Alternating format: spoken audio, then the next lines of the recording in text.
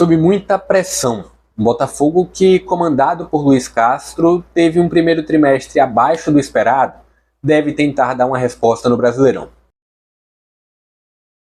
Fala pessoal, sejam todos muito bem-vindos a mais um vídeo aqui no JP Comenta, mais um vídeo para trazer informações sobre esse guia do Brasileirão, da sequência a esse guia do Brasileirão de 2023, nesse vídeo para falar mais especificamente sobre o Botafogo, como o Botafogo deve jogar no Brasileirão, quais são as principais peças do grupo comandado pelo Luiz Castro, um Botafogo que vem sofrendo bastante, na verdade que sofreu bastante no primeiro trimestre de 2023, tendo uma classificação muito conturbada contra o Sergipe na primeira fase da Copa do Brasil. Na segunda, contra o Brasiliense, foi uma classificação muito mais tranquila, mas que frustrou muito também no Campeonato Carioca, né? Terminou tendo uma eliminação precoce e não conseguiu chegar à reta final do estadual. O que será que esse Botafogo de Luiz Castro pode aprontar no Brasileirão? Esse vídeo é dando sequência ao guia, é um guia que já tem disponível aqui vídeo sobre o Fortaleza, informando como o Fortaleza deve atuar nessa temporada, clube comandado pelo Vojvoda, você pode já acompanhar aqui no canal, e também informando sobre o América, como o América pode jogar nessa temporada, como vem jogando e como pode jogar no Campeonato Brasileiro de 2023. Antes de começar e trazer informações sobre esse Botafogo, inclusive com um campinho aqui destrinchando o posicionamento dos jogadores, vou pedir para você se inscrever aqui no canal, para você deixar o joinha aqui embaixo também, porque isso ajuda demais aqui no meu canal, nesse início de trabalho aqui no YouTube. Para quem não me conhece, eu sou o João Pedro Manhani, trabalho na Rede Oficial, canal presente também aqui no YouTube, e estou começando com esse meu canal particular. Bora lá, já trazer informações sobre esse Botafogo.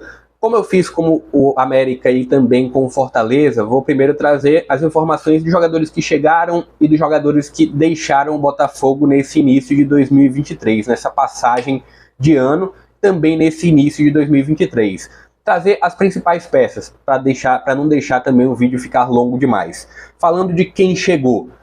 O Di Plácido, jogador que atua na lateral direita, 29 anos, ex-Lanús, né, vem aí do futebol argentino. Tem também o Marlon Freitas, jogador para ocupar o meio de campo, um volante ou meia central, ex-Atlético Goianiense. Tem o Segovia também, ex-Del Valle, zagueiro. São algumas das principais peças que chegaram aí a esse Botafogo. Tem o Carlos Alberto também do América, que atua ali como um atacante, como um centroavante ou como um segundo atacante. Trazendo quem saiu, os principais nomes que deixaram o Botafogo. O Canu, zagueiro que terminou indo para o Bahia. O Jefinho também foi embora. O Saraiva também deixou o Botafogo. São as principais peças que deixaram o clube carioca. Você já acompanha aqui embaixo as posições, né, uma formação aí num 4-3-3 e com várias posições em cada setor, né, com vários nomes em cada setor. Antes de começar, vou fazer um agradecimento aqui ao meu amigo Túlio Soares, botafoguense, que me ajudou aqui a destrinchar também esse Botafogo, esse início de ano do Botafogo. E também trouxe um pouco da sensação de torcedor em relação a alguns nomes que eu vou citar. Mas começando no gol. É um PR que vem se consolidando muito, é o titular e deve ser o titular durante todo o Brasileirão.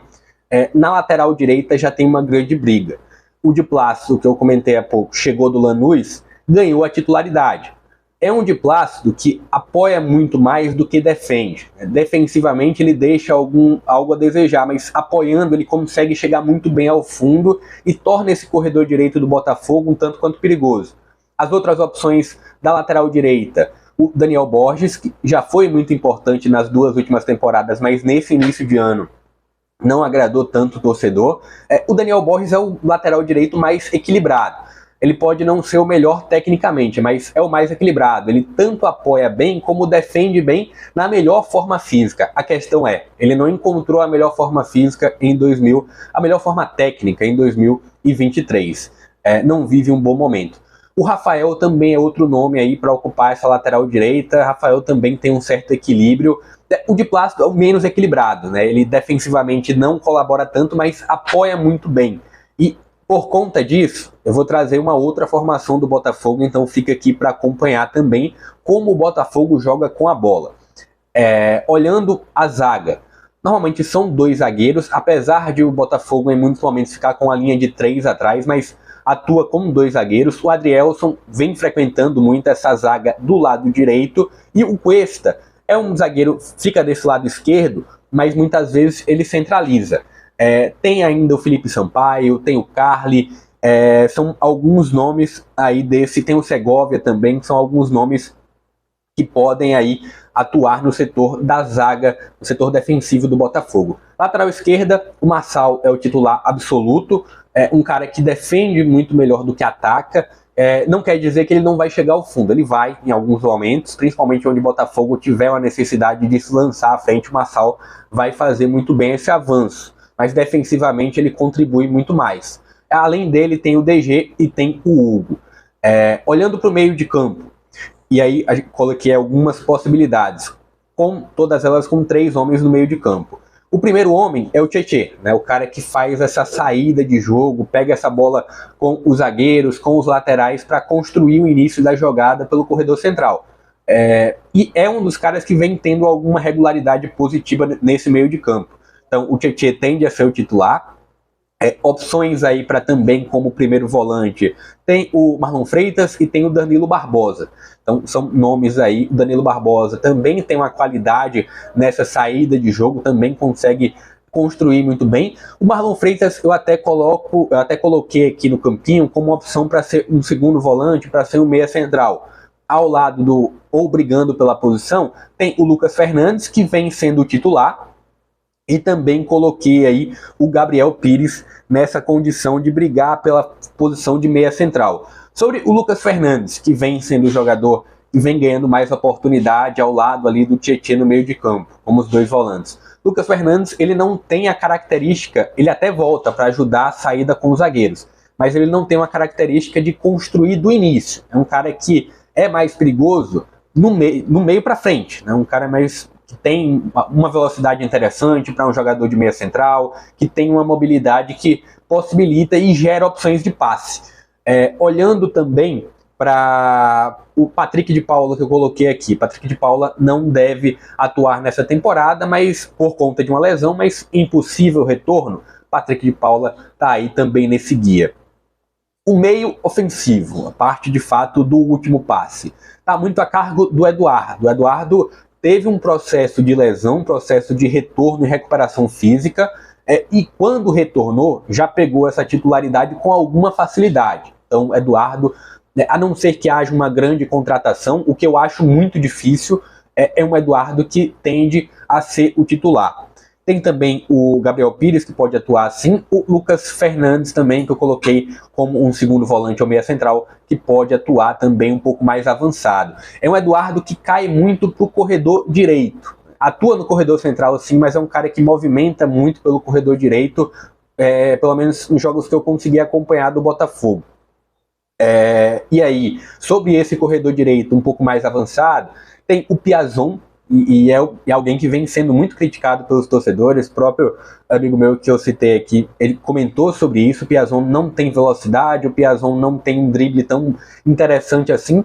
Uma das poucas qualidades que eu vi do Piazon é o passe. Só que é um Piazon que precisa ter espaço e tempo para dar esse passe. No Brasileirão é muito complicado ter as duas coisas em situação de jogo, em situação realmente de um confronto decisivo ou um confronto de meio de tabela mesmo, um confronto normal do Brasileirão. Muito difícil você ter tempo e ter espaço para pensar em uma jogada, e o Piazon precisa muito disso. Outros nomes, o Sauer e também o Carlos Alberto podem pintar aí nesse corredor direito ou atacantes de lado. Tanto é que eu coloco o Carlos Alberto também do lado esquerdo. Carlos Alberto pertence ao América, é um jogador que tanto pode atuar como um centroavante como um segundo atacante. E aí, para segundo atacante, ele pode atuar do lado esquerdo, do lado direito, ele pode ter essa flexibilidade. Um cara que tem velocidade, tem alguma qualidade no drible e na definição. Do lado esquerdo, além do Carlos Alberto, eu coloco aí o Vitor Sá e o Luiz Henrique, que é quem vem ganhando mais oportunidade. O Luiz Henrique com velocidade, mas pode apresentar muito mais do que vem apresentando do que apresentou nesse primeiro trimestre. É um cara que oscilou demais, e é um cara que naturalmente ele já oscila demais, e nessa temporada ainda mais. E no ataque, no comando do ataque, Tiquinho Soares, Matheus Nascimento e Carlos Alberto. Matheus Nascimento ainda é uma promessa, ainda pode ter um potencial para avançar muito mais na questão de entrega técnica, mas surge aí como uma opção nesse comando do ataque que tem o Tiquinho como principal homem. Olhando como um todo, e daqui a pouco eu vou, na verdade, já colocando um outro campinho aqui para vocês acompanharem. Olhando um Botafogo como um todo, foi um Luiz Castro muito cobrado nesse primeiro trimestre, mas ele não tem um grupo tão qualificado assim. É claro que dentro de um cenário de estadual e de primeira e segunda fase na Copa do Brasil, ele poderia ter feito muito mais. Na segunda fase não, mas na primeira sim. Ele poderia ter entregue muito mais ao torcedor, ao clube. Botafogo foi eliminado precocemente no estadual, com um desenvolvimento pífio, né? Não conseguiu ter desenvolver de um jogo tão interessante assim, mas olhando já esse segundo campinho. E aí tem também a questão do John Textor, que também vem sendo muito cobrado pelo torcedor, por contratações e de fato o Botafogo precisa. Nesse segundo campinho que eu coloco, é um Botafogo com algumas peças-chave. Coloco aí o Massal, o Cuesta, o Adrielson, o Di Plácido, são jogadores da linha defensiva que devem ser titulares. No meio de campo, o Tietê e o Eduardo tendem a ser muito importantes nesse início de Brasileirão e se mantiverem uma regularidade, se não sofrerem com lesões, porque a gente vê que é um Eduardo que vem retornando, né, de lesão, então infelizmente está suscetível, qualquer jogador está suscetível a isso, eles tendem a ser muito importantes, esses jogadores do meio de campo. Tietê, se continuar mantendo uma regularidade positiva, e o Eduardo um pouco mais avançado, caindo para o corredor direito. O Tiquinho no comando do ataque, né, são os nomes que eu vejo como pontos chaves do Botafogo. E é um Botafogo, olhando o Botafogo jogando sem a bola. Joga num 4-4-2, sem marcar pressão. Em alguns momentos vai fazer uma marcação um pouco mais avançada, chegando ali à intermediária ofensiva, com os dois homens da frente, mas não vai pressionar a linha dos zagueiros adversários, a linha dos laterais. Pode até em algum momento específico pressionar, mas não é o natural desse Botafogo chegar e marcar pressão. Olhando para outra formação, e para outro campinho, e esse é o que eu acho mais interessante, sobre o que eu comentei sobre a saída com 3 zagueiros ou uma linha de 3 atrás. O Massal, por não ter característica de avançar tanto, ele vai recompor, vai ficar um pouco mais recuado ao lado do Cuesta e ao lado também do Adrielson. O Adrielson consegue fazer essa cobertura para a subida do Di Plácido, né? E tá aí a importância do Di Plácido ser um homem importante, ser um homem com agressividade, ser um cara que vai ao fundo, ser um cara que consegue ajudar na construção pelo lado direito. Não tem tanto poder defensivo, mas o Luiz Castro teve essa sacada de liberar muito de Plácido, pelo menos nesses primeiros jogos que ele atuou desde a chegada. É um corredor direito que tende a ser importante por isso, pela subida do Di Plácido, porque depender de sequência de Piazon, eu acho complicado, eu acho muito limitado, muito pouco para o Botafogo. Vai ser importante esse corredor direito pela presença do Di Plácido e pelas corridas, pela movimentação do Eduardo caindo também para o corredor direito. Mas, para não me prolongar muito, até porque não é o objetivo desse guia. É um Botafogo que precisa sim de novas peças, mas acredito que vai manter uma base muito grande desse time para todo o Brasileirão. Pode até na janela do meio do ano realizar algumas contratações. Mas é isso que eu queria trazer do Botafogo, sobre uma expectativa, e eu queria que você comentasse aqui o que você espera para o Botafogo nessa temporada. Vai ficar no meio da tabela, como fez na temporada passada? Eu acho que, mantendo esse grupo, e aí é uma opinião bem sincera, mantendo esse grupo, se ficar no meio da tabela, como foi ano passado, já vai ser algo muito positivo. Se trouxer 3 peças importantes para o grupo, e aí olhando para a ponta direita, olhando para a ponta esquerda e mais um homem para o meio de campo, para o setor defensivo eu acho que até que dá para permanecer assim, mas olhando meio de campo e ataque, precisa trazer nomes, e trazer nomes de peso. Então essa a minha expectativa. Queria também que você deixasse aqui o que você quer para o próximo vídeo do guia. Se você quer qual equipe você quer para esse novo guia, para o vídeo 4 do guia. Então é isso. Eu vou ficando por aqui. Novamente, pedir para você se inscrever aqui no canal, para você deixar o joinha aqui embaixo também, porque isso ajuda demais no meu trabalho. Eu vou ficando por aqui. Até a próxima.